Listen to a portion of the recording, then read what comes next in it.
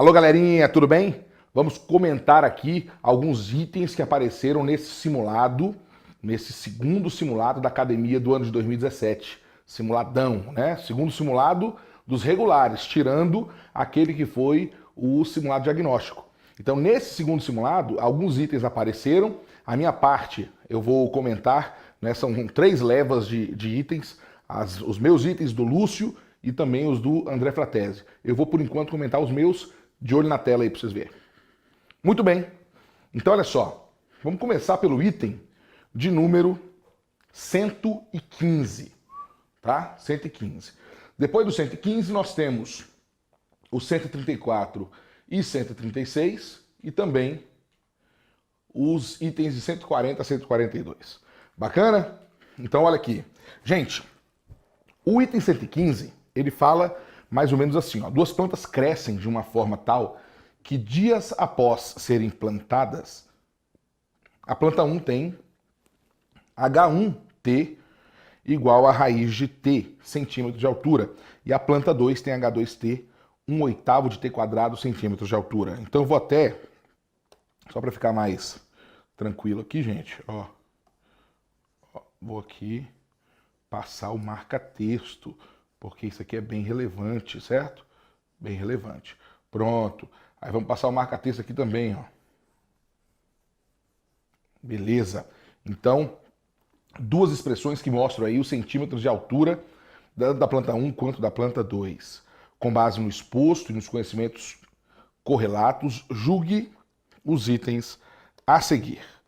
Maravilha. A velocidade média de crescimento da planta 1 e da planta 2 entre os dias T0 e T4 é 1/2 centímetro por dia.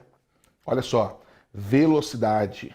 Velocidade, quanto cresceu, centímetros, é a velocidade média de crescimento, correto?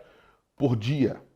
Então, se eu analisar a planta 1 e a planta 2, as 2 plantas são analisadas entre os dias 0 e 4. Ou seja, eu tenho um intervalo de tempo aqui, um ΔT de 4 dias para as 2. Bacana?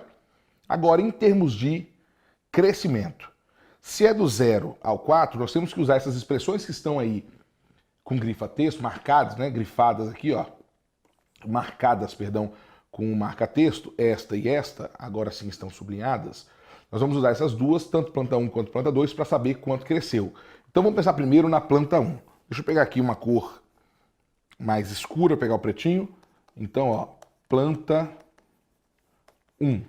Na planta 1, nós temos uma expressão H1 dependente do tempo, que é igual a quem? Voltou? É igual a raiz, olha lá, de T. É igual a raiz de T. Não é aqui a raiz. A raiz é aqui, ó. Raiz de T. Bacana? Então, quando T for 0, o H1 de 0 é igual a raiz de 0. Ora, raiz de 0 é 0. Agora, quando o tempo for igual a 4, 4 dias, o H1 para 4, ou seja, o tamanho que essa planta tem em 4 vai ser a raiz de 4, que é 2. Então, nós entendemos que do 0 ao 4, em termos de dias, do 0 ao 4 dias, o crescimento foi da altura 0 para a altura 2. Então, houve um crescimento de 2 centímetros. Isso planta 1. Agora, e a planta 2? Então, se nós pensarmos agora na planta 2, a expressão que relaciona aqui a planta 2 é o H2 de T igual a quanto? Olha só a expressão, 1/8 de T quadrado. 1/8 de T quadrado. Então, isso aqui vai ser, ó, 1/8 T quadrado. Então, eu posso falar para o T 0 e posso falar para o T igual a 4. Façamos o H2 para o tempo 0 vai ser 1/8 de 0 ao quadrado. Isso aqui é 0. E o H2 para o tempo 4, para 4 dias, é 1/8 de 4 ao quadrado. Ora, 4 ao quadrado é 16. 16, 1/8 de 16 é 2. Então, observe que tanto para a planta 1 quanto para a planta 2, eu tenho um crescimento de 2 centímetros. Para as 2 plantas, o ΔT, o intervalo de tempo, não é de 4 dias? Então, a velocidade da planta 1, nesse intervalo, vai ser o que ela cresceu, que são 2 centímetros, em 4 dias. Fazendo a conta, eu tenho meio centímetro por dia. Agora, a velocidade média da planta 2, nesse mesmo intervalo de tempo, vai ser o que ela cresceu, 2 centímetros, em quantos dias? Em 4 dias. Eita, olha que delícia, eu tenho aqui meio centímetro por dia. Observe que tanto planta 1 quanto planta 2 possuem agora, para esse mesmo período, a mesma velocidade. Então, desse modo, como possui a mesma velocidade, eu volto aqui para marcar o item e olha lá, a velocidade média de crescimento da planta 1 e da planta 2 entre os dias T0 e T igual a 4 é meio centímetro por dia. O item está certo ou errado? Certíssimo. Então esse item 115 que apareceu no simulado da específica de física, o simulado 2 da específica de física do ano 2017, na Academia das Específicas, é um item corretíssimo. Bacana, bacana? Vamos mais uma. Olha só. Texto para os itens 134 e 136. Considere uma pista de ciclismo de forma circular com extensão de 900 metros e largura para comportar 2 ciclistas lado a lado. E também 2 ciclistas A e B partindo do mesmo ponto inicial, P, dessa pista, e no mesmo instante. Sendo que A parte com velocidade constante de 36 km por hora, no sentido anti-horário, e B com velocidade constante de 54 km por hora, no sentido horário. Desprezando-se pequenas mudanças de trajetória e posição, para que não ocorra colisão entre os ciclistas, julgue os itens a seguir. Pessoal, só um ajuste rápido. Nós sabemos que quando estamos com velocidade na unidade quilômetro por hora e queremos passar para a unidade metros por segundo, nós devemos dividir por 3,6, não é isso? É assim a conversão. Então, olha só, o A, que parte com velocidade constante de 36 km por hora, esse 36 aqui, dividido por 3,6, ele vai gerar quanto? Ele vai gerar 10 metros por segundo. E esse 54 vai gerar 15 metros por segundo, dividindo aí por 3,6. Bacana? Parte para o item. A velocidade angular média do ciclista A. O ciclista A é π sobre 45. Bom, o que o texto estava dizendo para a gente? Então vamos lá. Lendo ali o que o texto está dizendo. Ele estava dizendo que a velocidade do ciclista era de 36 km por hora, ou seja, 10 metros por segundo. E que o comprimento da pista era de 900 metros. Não é isso? Gente, se eu tenho um comprimento da pista igual a 900 metros, vamos calcular qual é o raio dessa pista. Como é que eu calculo isso, Pablo? Uai, comprimento de uma pista circular é 2π vezes o raio. Então eu tenho aqui o comprimento que é 900, 2π vezes o raio. Passa o 2π dividindo, nós vamos ter 450 sobre π. E aqui a unidade está em metros. Então nós temos que o raio dessa pista é 450 sobre π metros. Professor, por que mesmo que você está calculando esse raio? Ora, porque o pedido do problema foi a velocidade angular. Eu quero a angular média do ciclista, a angular, aquele ômega. O que é o ômega? Ômega, lembra que toda velocidade escalar é a velocidade angular multiplicada pelo raio. Toda velocidade escalar é a sua correspondente angular multiplicada pelo raio. Então, velocidade é igual a ômega R. Por isso, o ômega é a velocidade escalar sobre o raio. Então, esse ômega vai ser a escalar sobre o raio, que é 450 sobre π. Mas qual é a velocidade escalar do ciclista A? Se nós voltarmos, o ciclista A parte com velocidade constante de 10 metros por segundo. 10. Tá aqui, ó, 10 metros por segundo. Então nós vamos colocar aqui os 10 metros por segundo e vamos descobrir esse ômega. Ora, a continha aqui é rápida, que você vai cortar um zero com um zero e você vai inverter, né? Isso vai dar π sobre 45 radianos por segundo. Pi sobre 45, exatamente o que ele disse. Então você pode marcar aí certíssimo nesse item, né? Então o item 134 do seu simulado é um item certo. Velocidade angular média. Agora, e o item 136? A aceleração centrípeta do ciclista B é π sobre 2 metros por segundo ao quadrado. Ora, a aceleração centrípeta do B é v quadrado sobre r, não é isso? Do B. Muito bem. Agora, a velocidade do B, nós vimos lá atrás, a velocidade do B, tá aqui ó, a velocidade de B, é de 15 metros por segundo. Então nós vimos isso, 15 metros por segundo. Então essa velocidade aqui é igual a 15 ao quadrado. E quanto que vale o raio da pista do B? Lembra que a pista do B é a mesma pista do A. Isso já foi calculado no item anterior. Tá aqui, ó, o raio já foi calculado, tá vendo? 450 sobre π. E agora vem um cálculo delícia aqui, ó. A aceleração centrípeta de B vai ser 15 ao quadrado, 225. Inverte de baixo, vezes π sobre 450. Então a aceleração centrípeta de B vai ser 225 vezes π sobre 450, vai dar π sobre 2. Qual é a unidade de aceleração centrípeta? Metros, aceleração centrípeta, metros por segundo ao quadrado. É uma aceleração, né? Que bate exatamente com o que ele deu e o item tá certo. Tudo bem? Professor, não entendi por que deu π sobre 2. Ora, porque 225 é metade de 450. Quando você divide, quando você corta, vai dar 2. Bacaninha? Beleza? Então tá aí mais um item do simulado, o item 136. Gente, algumas outras questões apareceram e aí nós vamos passar direto para os itens de 140 a 142. Ele fala assim: no final do século XVIII, o uso do fogo possibilitou o desenvolvimento da primeira máquina a vapor, dando início à Revolução Industrial. As primeiras máquinas térmicas foram utilizadas na extração da água das minas de carvão e depois aplicadas nas indústrias e no aperfeiçoamento de trens. Em poucas décadas, essas máquinas transformaram o mundo.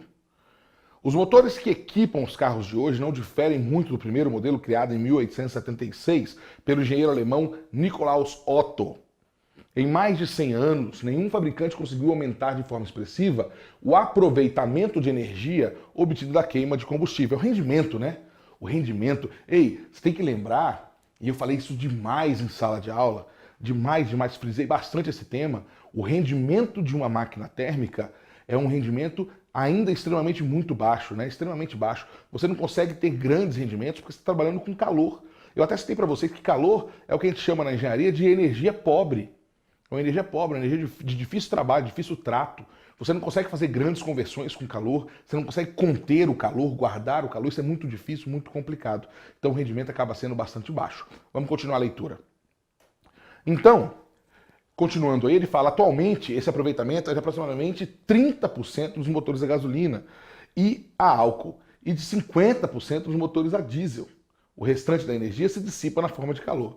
Pessoal, esse rendimento colocado aí de 30% a 50%, ainda assim, pessoal, é um rendimento que você consegue ter em alguns modelos específicos, tá? Porque o rendimento regular dos carros é abaixo disso aí, é abaixo dos 30%. 30% já é uma coisa super bacana. Vamos lá, 140. O rendimento de uma máquina térmica que retira calor de uma fonte quente a 127 graus Celsius e que o rejeita para uma fonte fria a 27 graus Celsius é de aproximadamente 30%. O rendimento de uma máquina térmica é de aproximadamente 30%. Vamos pensar uma coisa? Ele me deu dados de fonte quente e fonte fria. Aonde é que eu encontro um cálculo de rendimento utilizando fonte quente e fonte fria? Eu encontro esse cálculo no rendimento de Carnot. O rendimento de Carnot é aquele rendimento do máximo teórico.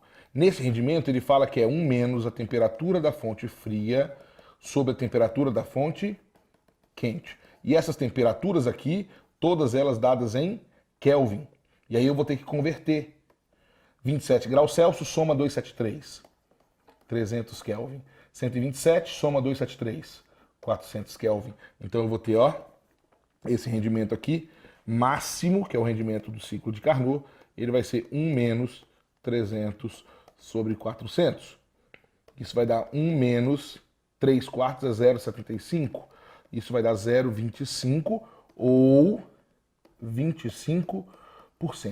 Então, se a máquina térmica em questão trabalhasse operando em ciclo de Carnot, operando com base no que manda, no que rege o ciclo de Carnot, no que delimita o ciclo de Carnot, então nós teríamos um rendimento de, no máximo, 25%. E ele fala que esse rendimento aí é de aproximadamente 30. Errou, né? Errou. Errado. Não é 30 nunca. No máximo chega a 25 e na realidade vai ficar abaixo de 25. Então, feio. Errou. Vamos para a próxima. 141.